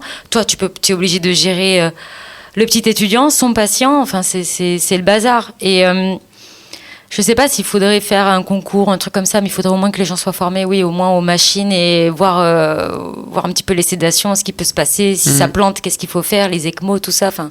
Et tu penserais quoi? Moi, j'y pense de plus en plus, ça existe dans plein de pays. Après, je pense qu'en fait, il faudra le généraliser à tous les métiers, mais d'une certification pour les infirmiers en réa, pour moi, ou pas que en réa, aux urgences, au SMUR, ce genre de truc, où en fait, tu passes une certification en plus, comme en Suisse, par exemple, ou en Belgique, où là, c'est une spé d'1 an, mais c'est pas un diplôme en plus, c'est une certification, qui du coup entraîne une rémunération un peu supplémentaire, mais pas comme une spécialisation, et tous les 4 ans, il faut la renouveler, repasser des examens, etc. Un peu comme la GSU ou un truc comme ça? Ouais, un truc comme ça. Bon, c'est une idée made by Jérémy là comme ça, mais franchement, je trouve les pilotes de ligne, ils passent un diplôme, mais en fait après ils sont certifiés, et ils sont aptes à voler, mais ils doivent repasser sur simulateur, etc. C'est pas idiot, hein, ça permettrait d'être à jour sur les recos. Après, le diplôme infirmier est en train d'évoluer vers ça, mais il y a ça d'une part, et ça permettrait. On est censé se mettre à jour tout le temps, en vrai. Censé. Ouais. Censé, mais je sais pas si dans ta réa vous êtes tous comme moi. On a tous les deux fait énormément de formations à des infirmiers en réa. Ouais. Et en fait, tu te rends compte, moi j'ai donné des formations sur la défaillance hémodynamique qui sont normalement accessibles à des infirmiers qui ont minimum 5 ans d'expérience, voire 10 ans. Et en fait, tu te rendais compte que tu pouvais avoir les plus jeunes qui avaient peut-être un peu moins 4 ans d'expérience versus des 15 ans d'expérience en réa. La petite jeune qui a que 4 ans d'expérience en réa, plein de fois, elle en savait bien plus que la personne qui avait 15 ans de réanimation. Et parce que justement, quand elle allait la pousser, elle dit « Mais non, mais ça, j'en ai pas besoin dans ma pratique. » Ouais, mais c'est quelque chose que tu fais, et du coup, tu sais pas foncièrement pourquoi tu le fais. T'en as pas besoin au début. Je parle par exemple du débit cardiaque, ce genre de truc, tu vois. Mais quand t'as 10 ans d'expérience, ou quand justement c'est des nouvelles recos, bah, tu te rends compte que non, t'as des niveaux qui ont aucun rapport avec l'expérience en fait. Bah alors c'est vrai que des fois il y a des anciennes infirmières qui me font un peu peur, mais oui, avoir une formation un peu comme un AVGSU, si tu veux pas un truc qui dure des plombes, juste voir les dernières recos, parce que quand même ton taf tu le connais quoi. Enfin, mais savoir les dernières recos, les derniers pansements. Je pense aux pansements parce il y a pas longtemps, enfin avant tout ça, je m'étais un peu embrouillée avec une collègue parce qu'elle foutait de l'éosine, tu vois. À l'ancienne. À l'ancienne, mais en vrai, elle me dit mais ça marchait avant. Je dis ouais ma pote, ça marchait, mais maintenant c'est plus comme ça, tu vois. Les saignées, ça marchait avant aussi. Ouais. Les masques de la peste, ça marchait avant. Oui, voilà. Et en fait, juste si elle avait eu 3 jours de formation, on lui avait dit, maintenant les pansements c'est comme ça, mais tu vois, Et surtout pourquoi c'est comme ça? Parce que en fait, pourquoi? Parce que moi j'ai beau lui expliquer, mais je suis la petite jeunette, donc elle s'en fiche. J'ai une petite jeunette de 7 ans de diplôme déjà. Mais...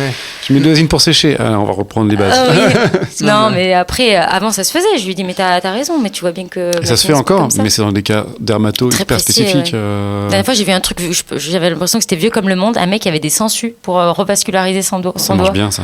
Ça marche super bien. Dans des cas. Mais j'étais là, mais c'est un truc de fou. Moi, je croyais que c'était un truc à l'ancienne, ça, les sangsues. Sur les greffes de lambeaux, ça marche bien. Ouais, c'était un lambeau. Le miel sur les bols. Enfin, il y a plein de trucs autour des études sur le miel, les trucs qui ressemblent sur le papier à des recettes de grand-mère et qui reviennent, mais qui sont appuyés sur la littérature nouvelle. Pas des papiers qui datent de 2002, par exemple. Bah oui, évidemment.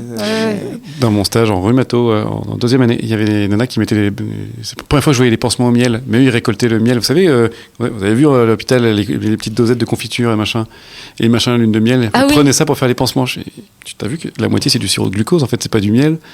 Et en plus, normalement, c'est censé être un truc stérile. Oui. Et puis, c'est pas n'importe quel miel qui est utilisé. Tu vois, il faut du thym, de la lavande, des trucs comme ça. Mais bien sûr, puis le glucose, ça bouffe, quoi, en plus. Ça brûle et tout. Donc, mais tu vois, après, le coup de l'assertif, c'est pas mal. C'est un petit truc rapide que tu pourras avoir périodiquement. Pas forcément parce que tu as le certifiant ou juste une formation continue, déjà, mais pour moi, le fait d'avoir au moins un questionnaire où tu réponds à des trucs à la fin et il faut avoir plus de temps pour être certifié, ou alors tu repasses et tu vas sur un truc complémentaire. Alors moi je suis trop chaud sur votre idée, vraiment. Genre, mais je suis sûre que les gens, ils auraient l'impression de se faire fliquer. Mais ça arrive, vous avez pas vu, ça arrive, hein, la réévaluation certifiante justement des infirmiers et pour tous les infirmiers, toutes les infirmières, en fonction de leur service, c'est en train d'arriver gentiment, mais ça arrive. Mais par contre, c'est vachement plus concret, c'est vachement plus faisable que tu vas faire un DUREA en fait. Tu veux des infos, va faire ton DUREA. Ouais, mais derrière t'en fais rien en fait de ton DUREA parce que tu peux pas l'appliquer et parce que il est pas reconnu. Tu vois, tu disais tout à l'heure, ouais, à un moment, s'il y a une spécialité, c'est bien d'être un petit peu reconnu quand même derrière sur le truc. Ah bah oui. Puis l'avantage de l'assertif, dernière chose, c'est que ça ne t'enferme pas dans un métier. C'est-à-dire qu'à un moment tu dis stop à la réa, je veux aller en onco. Et let's go, je vais en onco. Versus quand tu fais IAD, c'est peut-être plus difficile. possible, mais plus difficile de revenir à aller bosser en rhumato après en tant qu'infirmier. Et c'est ça, avoir une certification avec des grades, tu vois, ça arrive dans les infirmiers pompiers par exemple, avec les protocoles EPISU, je sais plus exactement à quoi ça correspond le sigle, j'oublie à chaque fois, c'est protocole infirmier sur... bref. PISU, et c'est des protocoles qui sont différents dans chaque département, mais on pourrait justement imaginer cette certification infirmier de soins intensifs, qui est commun. En plus, on pourrait faire un truc commun, SSPI, urgence, réa, et juste un truc où il faut avoir cette certification dans les premiers mois. Tu as la possibilité de la passer dans les premiers mois après avoir été diplômé, et tous les 4 ans, tu le refais sur quelques jours, comme tu dis. Ouais, sur quelques mois, en vrai, quelques jours, ça chaufferait. Hein. Mais moi, fliquer certaines infirmières, ça ne me dérangerait absolument pas. Je suis désolé, mais il y en a qui mériteraient d'être fliqués parce que c'est dangereux. J'ai fait ça, fliquer. Pas moi, en tant qu'infirmier, mais en tant que supérieur. Tu vois. Ah oui, ok. Non, en termes de même la hiérarchie, de vérifier la certification, et du coup, par la certification, oui, il y a une forme de flicage, oui. Mais en fait, t'es un peu obligé, ouais. Mais il y en a, ça leur plaira pas. Hein. On termine le podcast et on va à la HAS du coup Allez, c'est parti. Ouais. Coucou les gars, on a une putain d'idée. Brocoli du coup. Ça va tomber sur la lettre. Non, c'est le brocoli. Alors tu cuisines comment le brocoli toi? Et il finit comment dans ton iléo? Alors, on peut parler de comment finissent les aliments dans mon iléo. Alors le brocoli, tu sais, ça a des petits grains. Et ben tu vois tous les grains du coup. Les grains sont pas digérés? Non. C'est marrant. Ça. Mais je te jure, tu fais des trucs de sésame ou quoi avec du sésame, tu nettoierais le sésame en vidéant l'iléo, tu peux te resservir, c'est non, nickel. merci. Non, allez, super. Et ça vient pas du fait que les petits grains, tu sais, on ne digère pas en tant qu'humain. Ah, mais la on digère cellulose. Pas du tout. Ah, la cellulose, oui, tout ça, on ne digère pas. Dans la salade, c'est ce qu'on voit. Ouais. C'est ce qui permet justement de... Les fibres. En fait, on ne digère pas les fibres en tant qu'humain, alors que la tortue... Elle adore ça, la tortue. Ouais, oui, parce qu'elle les digère aussi. Mais est-ce que tu prépares ton sésame avant? Il faut pas bouffer du sésame cru. Bon, bref, je préfère pas. Podcast cuisine Ouais, dernier sujet qui est le vecteur de comment on t'a connu, les réseaux sociaux. Tout simplement, qui occupe, du coup, tu as dit, vu que tu en as occupé une part plus importante de ta vie, t'étais là avant ton cancer, en fait, quand on regarde ton compte. Moi, je t'ai découvert, poussé par l'algorithme, comme beaucoup ici, quand tu as commencé à faire tes vlogs chimo, mais en fait, t'étais déjà pas mal suivi sur TikTok. Ouais. T'es jamais tombé sur ton compte, je ne sais pas pourquoi. Ouais, c'est ça, ouais. Non, mais alors, TikTok, je ne consomme pas beaucoup, et t'étais beaucoup sur TikTok. Oui, beaucoup. Ouais. Et après, je t'ai connu via une photo qui a pop chez tout le monde quand t'as annoncé en fait ton cancer, je pense. Et voilà. Et qu'est-ce que tu voulais faire avant avec tes blogs? Est-ce que t'avais tes vlogs? Est-ce que t'avais vraiment envie de te lancer dans un compte? Ou est-ce que tu faisais ça pour les... Mes vlogs de réa ou de tes vlogs de réa, avant la chimio justement. En fait, les vlogs de réa à la base, moi j'aimais bien faire des vidéos déjà de mon côté. Mais je m'amusais en fait à filmer mes collègues de temps en temps, mais ça restait dans mon téléphone, tout simplement. Et puis en fait, je trouvais qu'on parlait tellement de l'hôpital de manière négative. On en parle toujours en négatif. Alors, je dis pas que ça n'arrive jamais. Genre, dans les étages, ce qui se passe, il n'y a pas de personnel. Enfin, c'est vraiment la merde, clairement. Mais j'avais envie de montrer aussi que c'est cool, tu vois. Comment veux-tu que les gens viennent travailler si on leur dit que c'est pourri, en fait Tu vois. Et j'avais envie de dire, moi, j'ai une équipe trop cool. Je kiffe travailler en réa. Bon, après, on est bien lotis en réa, c'est vrai aussi, il faut le dire. Mais j'avais envie de montrer un peu dire putain mais c'est cool, on se marre bien quand même. Enfin, c'est pas le travail hyper j'allais dire hyper sérieux, évidemment qu'on est sérieux, mais on peut rigoler. Enfin, on peut avoir des super collègues qui deviennent des potes. Enfin, c'est tranquille quoi. Et c'est ça que je voulais montrer à la base. Okay. Et après je suis tombée malade. Mais à ce moment-là, t'avais une volonté vraiment de te faire connaître ou de développer ou c'était je voulais ceux qui voulaient bien voir sur TikTok, en fait, après je m'en foutais. Je voulais montrer au moins aux 15 qui voyaient au début que l'hôpital c'était cool quoi et qu'ils pouvaient venir travailler si vous voulez.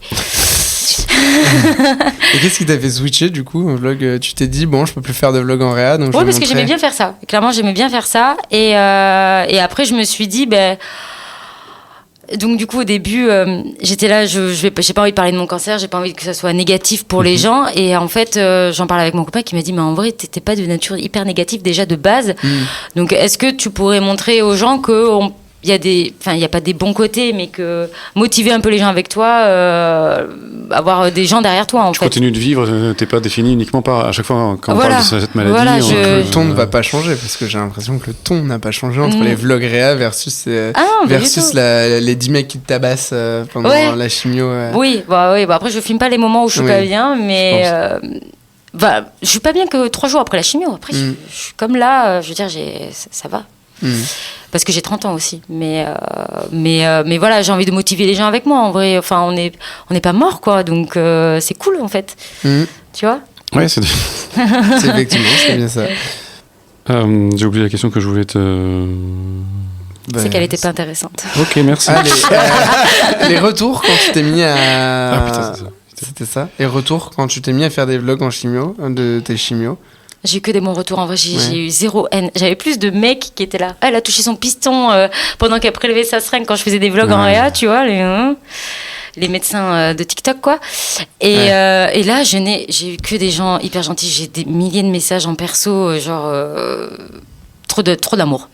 Ouais, c'est ça. J'ai l'impression quand je vois. Ah, mais c'est trop d'amour. Genre, je suis choquée. Genre, je me suis dit, il y a tellement de gens en fait qui j'ai pas d'évolution si tu veux dans mes abonnés, mais en tout cas ceux qui sont là ils m'aiment trop et c'est trop bien quoi. Ouais, c'est trop bien, ça fait du bien en vrai. C'est fou que quand même on voit quand même dans des rares moments on a une profession qui est soudée. C'est que je pense que tu as une solidarité des autres infirmiers en fait. Tu dois avoir beaucoup d'infirmiers qui te suivent. Oui. Mais même moi spontanément je t'ai envoyé un message quand j'ai vu le truc Insta en disant putain bah alors je te connaissais pas tu vois mais j'avais envie de ce truc de soutenir une concert enfin tu vois je pense qu'il y avait tacitement ce truc ouais, ce que tu veux dire ouais en mode c'est comme quand malheureusement tu sais il y a eu quelques années une infirmière qui est décédée agressée par un patient. Ah oui, t'as toutes les communautés infirmières qui va faire des posts qui va faire des bien sûr et voilà. Et c'était aussi pour ça, pour moi, que c'était aussi important de te donner la parole dans ce podcast, quoi. Bah oui. Et on t'a jamais reproché, que ce soit du voyeurisme ou de l'exhibitionnisme, entre guillemets, de quoi que ce soit, parce qu'on sait comment sont les réseaux sociaux et notamment les commentaires Twitter. On m'en a jamais parlé, en tout cas. Moi, je vois pas ça comme ça. Moi, je vois plus comme un partage. Après, les gens pensent qu'ils veulent. Je m'en fiche tellement en vrai. Ouais. Mais tu sais, sur les réseaux, on a quand même des personnes un peu. Mais t'as ce recul ou ouais. Cool. Franchement, je m'en fous, mais qui regardent, hein. Ça fait des vues. Je m'en fous. Et est-ce que du coup, maintenant que t'es comme ça, t'aimerais en faire quelque chose des réseaux? Est-ce que t'as envie de. Est-ce que t'as commencé à faire une régularité? Est-ce que t'es rentré un peu dans ce schéma de devenir. Parce que jusqu'à maintenant, les vlogs, tu les partageais un peu comme ça. Oui. Est-ce que là, t'es dans une démarche active de devenir vraiment créatrice de contenu et de rejoindre notre grande famille? Je ne l'étais pas quand je travaillais, mais là maintenant vu que je fais plus grand chose et que du coup j'ai que ça, il y a que ça en fait si tu veux qui me motive et pour m'investir dans quelque chose. Ouais. Donc là maintenant je dirais que oui. Ok. Et t'as envie même après quand tu seras guéri, parce que tu vas être guéri, de continuer? Ouais, j'aimerais bien. Oui, je pense que j'abandonnerai jamais mon taf pour ça, mais oui, j'aimerais bien continuer, ouais. En reprenant des vlogs, etc. Du coup. Ouais. C'est sûr qu'il y aura des vlogs en réa encore. Ah mais c'est sûr. Ouais. Parce que c'est ce que t'aimais bien faire, quoi. Et à la base, je voulais montrer que l'hosto, ça peut être cool aussi. Ouais. Ça, c'est bien, hein, franchement, effectivement, d'arrêter d'être dramaturge. Voilà. Il faut en parler de ce qui va pas. Mais... je voulais pas faire du contenu comme vous faites un petit peu, où c'est un peu éducatif. Je voulais pas faire les merdes que vous faites. Ouais, je voulais faire mieux, en fait. Non, c'est pas du tout ça. C'est que je voulais pas faire des trucs éducatifs, parce que je pense qu'il y a assez de gens qui en parlent, notamment vous, et que... vous êtes super précis. Moi, des fois, j'explique un peu à la tuyauterie, tu vois. Ouais, mais c'est bien aussi. C'est bien d'expliquer comme ça, je pense. Celle-là, c'est très tuyauterie, moi. Moi, les étudiants, quand je les vois, c'est pipi, caca, prout, limite, tu vois. Mais moi, j'avais envie de dire, comment veux-tu que les gens viennent à l'hosto? On n'arrête pas de critiquer l'hosto. Alors oui, on n'est pas bien. Bon, après, tout ce qu'il dit, c'est vrai, mais on passe tellement des bons moments aussi, on se régale. En vrai. Et pour autant, tu te considères pas comme influenceuse? C'était volontaire, la question. Influenceuse, c'est... si, j'aime bien me maquiller. J'aime bien me maquiller. Et pour ça, s'il y a des marques qui veulent m'envoyer des trucs, mais... Waouh. Dans un podcast non sponsorisé, elle va récolter des sponsors. Et ça, c'est fort. Mais en vrai... influenceuse dialyse. On va faire un haul dialyse. Aujourd'hui, on a le fil 150. Mais attends, mais je me suis dit, peut-être pour mes poches, tu sais, moi, j'avais les Bebron au début. Ouais. Enfin, c'est des marques de Stomy. Et là, j'ai les Hollister. Mais moi, j'ai pas envie que Hollister me file des cartons. Enfin, je m'en fous, tu vois. Je préfère avoir du maquillage, par exemple. C'est quand même vachement plus sympa. Non, mais ouais, je sais pas si je suis influenceuse ou pas. Tu m'as dit, quand je t'ai dit que moi, de mon point de vue, j'avais l'impression qu'il y avait beaucoup de gens qui faisaient du transfert sur toi. En tant qu'infirmier dans les gens qui te suivent, tu m'as dit cette phrase qui m'a marqué, que j'ai même noté dans mon truc. Tu m'as dit, mais moi, ce qui me fait peur, c'est que si un jour je meurs, il y a beaucoup de gens tristes. Oui. Bah, c'est comme avec mes parents, tu vois, c'est le premier truc que j'ai dit. Moi, je pense aux gens autour de moi, tu vois, je me dis, franchement, je reçois tellement de love, mais c'est un truc de malade. Et je me dis, mais les gens, ils vont être super tristes. Quand j'ai dit la vidéo où je pleurais un petit peu et un peu émue, que je disais que j'avais plus de méta, les gens, ils étaient là, putain, mais on a pleuré, tu nous as fait peur, mais... Ouais. C'est là où tu vois la dimension des réseaux aussi. Ouais, en vrai, je pense... Enfin, tu le sais, mais quand ça t'arrive à toi, tu te dis, wow, c'est une simple petite vidéo, ça peut faire beaucoup de choses quand même. Et je pense aussi qu'il y a un truc qui joue, c'est que t'as 30 ans. Et qu'il y a plein de gens qui s'identifient et que t'es pas dans les âges où on a un cancer normalement. J'ai 30 ans la semaine prochaine. T'as 30 ans la semaine prochaine. Pas encore. Bah, je sais pas, tu le dis tout le temps que t'as 30 ans. Parce que je peux pas dire que j'ai 29 ans maintenant, j'ai 30 ans la semaine prochaine. Et voilà, c'est ça. Mais je pense que ça a fait un transfert en mode on s'identifie à toi. Ouais. Parce qu'il y a beaucoup d'infirmiers sur les réseaux qui ont cet âge-là ou qui sont un peu plus jeunes et tout. Tu sais qu'il y a un étudiant, la dernière fois j'étais à un festival et ça m'a trop choquée. Et le mec il servait les bières sans alcool. Et pour moi franchement sans alcool pour le coup et il m'a dit en tout cas merci de redonner confiance aux étudiants. Je te jure qu'il m'a dit ça. Il m'a serré la main. Ah, trentaine. Il était tout jeune, tu vois. Il m'appelait madame et tout, enfin bref. J'étais là, ouais, ok. Et j'étais là, de rien. Enfin, je sais pas pourquoi tu dis ça. On est d'accord, on ne sait pas quoi dire dans ces cas-là. Non, ok. De rien, parce que t'as jamais l'impression d'avoir fait un truc. Non. Mais c'est bien aussi d'avoir T'as des gens qui t'ont reconnu Oui, c'est trop rigolo, tu sais jamais quoi leur dire. En plus, on sait que tu travailles à Toulouse, donc à Toulouse, à mon avis, tu dois avoir un petit fief. Bon, ça m'est pas arrivé beaucoup de fois. À Nantes, la dernière fois aussi, ça m'est arrivé. Dans la rue, je me baladais à Nantes, j'étais avec des potes et il y avait des gens qui me suivaient. Ah, et tes potes, ils ont dû bien se foutre de toi, non? Ah ouais. Ils ont fait c'est la commu et tout. C'était trop drôle. Est-ce que il y a quelque chose, une question qu'on t'a pas posée, qu'est-ce que tu voulais dire en plus que l'AREA c'est quand même ultra stylé et qu'il se passe quand même des choses chouettes à l'hôpital? Je sais pas là. Qu'est-ce que je pourrais dire de plus? Pas forcément. Non, que la vie est pas terminée tant qu'elle est pas terminée. Voilà, c'est tout. C'est une belle phrase. Bah ouais. C'est vrai qu'on en a pas assez parlé. Si je l'ai peut-être dit dans l'intro, je ne sais plus. En tout cas, ce que t'affiches sur les réseaux, forcément sur les réseaux, on se dit toujours qu'il y a une façade, etc. Oui. Mais on t'a toujours trouvé ultra positive.